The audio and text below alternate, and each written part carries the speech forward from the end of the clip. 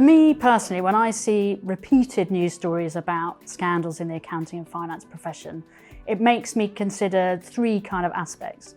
And the first is that there can be really long-lasting consequences for unethical behaviour, because many of the news stories that we see today are the consequence of things that happened many years ago, and they're showing that one transgression or something that happened a long time ago can still have negative consequences for organisations and individuals. The second thing is that we see repeated instances of the same sort of behaviour. So for instance, exam cheating is something that is in the news this week, but will also have been in the news a year ago or a year ago before that. And so it shows that just having ethical standards or having ethical training programmes isn't enough to encourage ethical behaviour. And so we need to think creatively about how we create a culture that actually encourages people to behave in an ethical way. And then finally, one of the key things I take away from these news stories is that often there's one instance of something that happened and then it's compounded by worse behaviour by the organisation, for instance, trying to cover it up. So often from outside you might think, okay, that doesn't look great what that organisation did, but maybe it was just one person who was acting unethically and that doesn't tar the whole organisation with the same brush.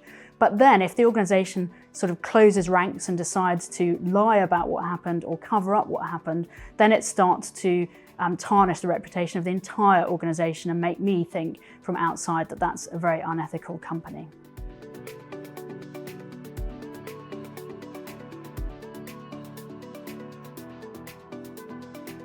The stories that make the news concerning unethical behaviour are kind of by definition big stories. They either involve a household name or they involve a particularly heinous piece of behaviour. Otherwise they wouldn't be newsworthy. And so it's easy for us to think, well, we wouldn't do that because it's quite extreme and we're much nicer people than that, and to almost feel reassured by it because you can see the difference between you and these terrible people.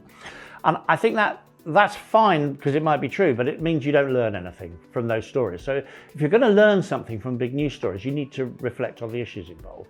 So if you see a story where something bad comes out and then that's compounded by the organisation trying to cover it up, rather than thinking, well, we would never do that around here, maybe look at that issue of the way that the initial reaction was, the way they reacted to the problem initially, and think, if round here, if the finance function was criticised by other people in the organisation, or if my firm of accountants was criticised by a client, is our first reaction to justify ourselves and to be slightly indignant, or is our first reaction to think more reflectively about the criticism that's being levelled?